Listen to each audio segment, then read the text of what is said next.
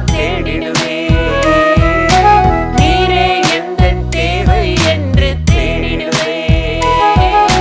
கண்டுபிடிக்கும் வரை ஜாக்கிரதையாய் நான் தேடிடுவேன். விளக்கை கொளுத்தி வீட்டை பெருக்கி தேடிடுவேன். காணாமல் போன வெள்ளி காசை தேடிடுவேன்.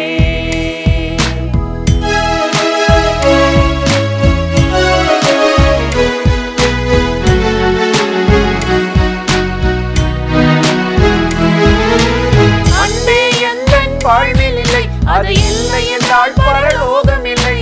அன்பே எந்தன் வாழ்வில் இல்லை, அது இல்லை என்றால் பரலோகம் இல்லை.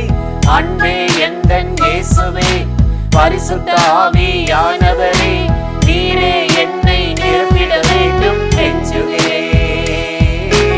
அன்பே எந்தன் இயேசுவே, பரிசுத்த ஆவியானவரே, நீரே என்னை நிரப்பிட வேண்டும் கெஞ்சுகிறேன். நட்சத்திரமே என் அருமை இயேசுவே, விடிவெளியே நட்சத்திரமே என் அருமை இயேசுவே, நீரே எந்தன் தேவை என்று தேடிடுவேன். கண்டுபிடிக்கும் வரை ஜாக்கிரதையாய் நான் தேடிடுவேன்.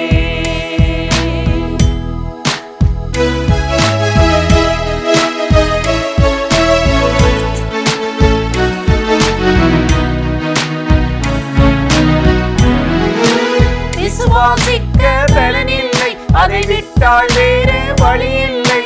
விசுவாசிக்க பலனில்லை, அதை விட்டால் வேறு வழி இல்லை. விசுவாசத்தை துவக்கினவர், விசுவாசத்தை முடிக்கிறவர், விசுவாசத்தை வர்த்திக்க வேண்டும் கெஞ்சுகிறேன். விசுவாசத்தை துவக்கினவர், விசுவாசத்தை முடிக்கிறவர், விசுவாசத்தை வர்த்திக்க வேண்டும் கெஞ்சுகிறேன். விடிவெளியே நட்சத்திரமே என் அருமை இயேசுவே, விடிவெளியே நட்சத்திரமே என் அருமை இயேசுவே, நீரே எந்தன் தேவை என்று தேடிடுவேன். கண்டுபிடிக்கும் வரை ஜாக்கிரதையாய் நான் தேடிடுவேன். நீரே எந்தன் தேவை என்று தேடிடுவேன். கண்டுபிடிக்கும் வரை ஜாக்கிரதையாய் நான் தேடிடுவேன்.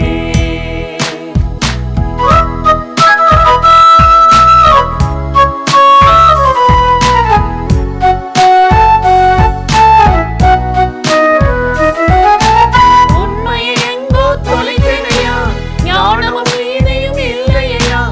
உண்மையை எங்கோ தொலைத்தனையா, ஞானமும் நீதியும் இல்லையா. உண்மையும் நீதியும் உள்ளவரே, ஞானமும் மீட்பும் மாணவரே, பிழைகளை எல்லாம் மன்னித்தருள கெஞ்சுகிறேன். உண்மையும் நீதியும் உள்ளவரே, ஞானமும் மீட்பும் மாணவரே, பிழைகளை எல்லாம் மன்னித்தருள கெஞ்சுகிறேன்.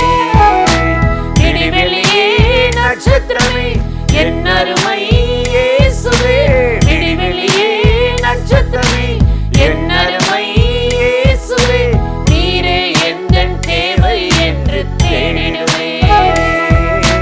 கண்டுபிடிக்கும் வரை ஜாக்கிரதையாய் நான் தேடிடுவேன். நீரே எந்தன் தேவை என்று தேடிடுவேன். கண்டுபிடிக்கும் வரை ஜாக்கிரதையாய் நான் தேடிடுவேன். விளக்கை கொளுத்தி வீட்டை பெருக்கி தேடிடுவேன்.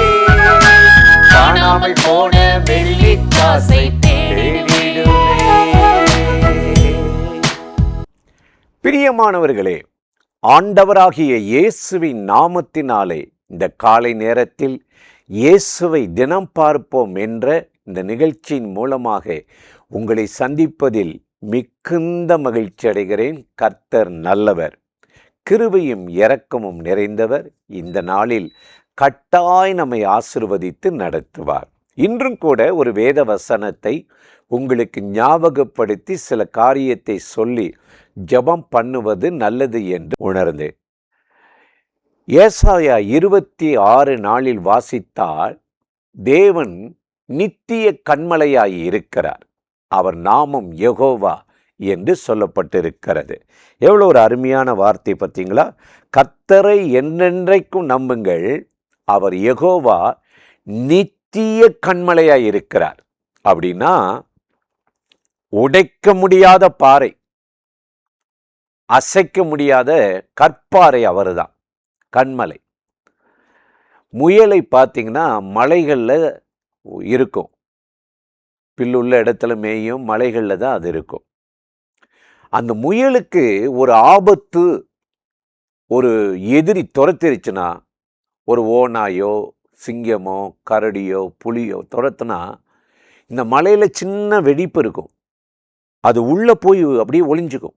விரட்டி வருகிற மிருகங்களால் அதை தொட முடியாது. ஏன்னா அந்த கண்மலை வெடிப்புக்குள்ளே போய் அது நின்று கொள்ளும். எனக்கு அருமையான சகோதர சகோதரிகளே, ஊசியின் காதிலே ஒட்டகம் நுழைவது போல இந்த முயல் போய் அப்படியே ஒளிந்து தப்பித்து கொள்ளும். அதுபோல தான் நம்முடைய வாழ்க்கையில் ஆண்டவராகிய தேவன் அவர் கண்மலையாய் இருக்கிறார், கண்மலை வெடிப்பாய் இருக்கிறார் என்று கர்த்தருடைய வேதம் அருமையாய் சொல்லுகிறது. உபாகமம் 32:4 பார்த்தோம்னா அங்கு வேதம் சொல்லுகிறது, அவரே நம்முடைய கண்மலை, அவர் பழுதில்லாதவர், குறையில்லாதவர் என்று வேதம் அவரை பற்றி ரொம்ப அருமையாக சொல்லுது. அந்த கண்மலையிட்ட நம்ம அனுதினமும் போகணும். வேதத்தை வாசித்து பார்த்தீங்கன்னா இஸ்ரவேல் ஜனங்களை 40 வருஷம் ஆண்டவர் வனாந்தரத்தில் நடத்தினார், அற்புதமாக நடத்தினார். எப்படி நடத்தினார் தெரியுமா? அவங்களுக்கு வேலைக்கு வேலை உணவு. என்ன உணவா? பாலும் கண்மலையிலிருந்து தேனும் எண்ணெயும் பொழிய செய்தாராம். எவ்வளோ ஆச்சரியமா இருக்குல்ல? கண்மலையிலிருந்து பாலும் தேனும் எண்ணெயும் வழிந்தோட பண்ணினாரா. அதனால தான் இந்த எண்ணெய் தான் முக்கியம். இன்னைக்கு நம்ம சாப்பாட்டுக்கு எடுக்கிற எண்ணெய்கள் எல்லாம் ஒரு முறை கொதித்தால் போதும், அடுத்த முறை சூடு பண்ணால் நம்முடைய குடல்ல அப்படியே அடைச்சிக்குது, அப்படியே கரைபடித்து விடுகிறது, ஆங்காங்கே கொழுப்பு கட்டிகள் வருகிறது, மரணத்தை மனிதனுக்கு கொண்டு வரும். ஆனால் கர்த்தருடைய எண்ணெய் என்பது அதுதான் கிருபை, பரிசுத்தாவினுடைய அபிஷேகம். யோபு பக்தன் அவ்வளவு பாடுகளில், உபத்திரத்தில், வேதனையில் கஷ்டப்பட்ட போது யோபு 29:6 சொல்லுகிறார், அவருடைய பாதைகள் நெய்யாய் பொழிந்தன்னு சொல்லிட்டு, கண்மலையிலிருந்து எனக்காக எண்ணெய் வந்தது, புரண்டு வந்ததுன்னு சொல்கிறார். கண்மலைன்னா என்ன? இயேசுவினிடத்திலிருந்து. ஒரு மூலிகை செடி, ஒரு மருந்து இலை அப்படின்னா அந்த தைலத்தை தடவுனாலே சில புண்கள் மாறி விடுது சொல்லுவாங்க. கேரளாவில் நிறைய அந்த மாதிரி தைலங்கள் இருக்குது அப்படின்வாங்க. அதே போல தான் இந்த தைலத்துக்கு அப்படி ஒரு வல்லம் இருந்தால் இயேசு கிறிஸ்துடைய அந்த எண்ணெய், அந்த அபிஷேகம், கிருபைக்கு எவ்வளோ வல்லமை இருக்கும். கண்மலையிலிருந்து எண்ணெய் எனக்காக வழிந்தோடினது என்று சொல்லுகிறார். எனக்கு அருமையானவர்களே, ஆகவே அந்த கண்மலையாக எண்ணெயிட்ட நீங்கள் போனீங்கன்னா நீங்கள் எண்ணெயால் நிரப்பப்படுவீங்க. அபிஷேகம் உங்களை நிரப்பும், விடுதலையாக்கும், பாதுகாக்கும். அது மாத்திரமா? 71 சங்கீதம் 3 பார்த்தோம்னா, நான் எப்பொழுதும் வந்தடையத்தக்க கண்மலையாயிரும். நம்ம அவர்கிட்ட எப்பவும் போகணும், போய் தங்கணும்.